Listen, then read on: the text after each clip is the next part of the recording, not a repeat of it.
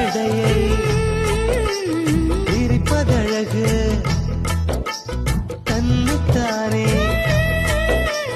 ரசிப்பதழகு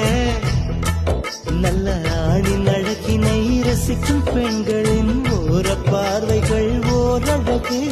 காதல் பெண்ணின் விரட்டல் அழகு ஐயோ ஐயோ அலட்டல் அழகு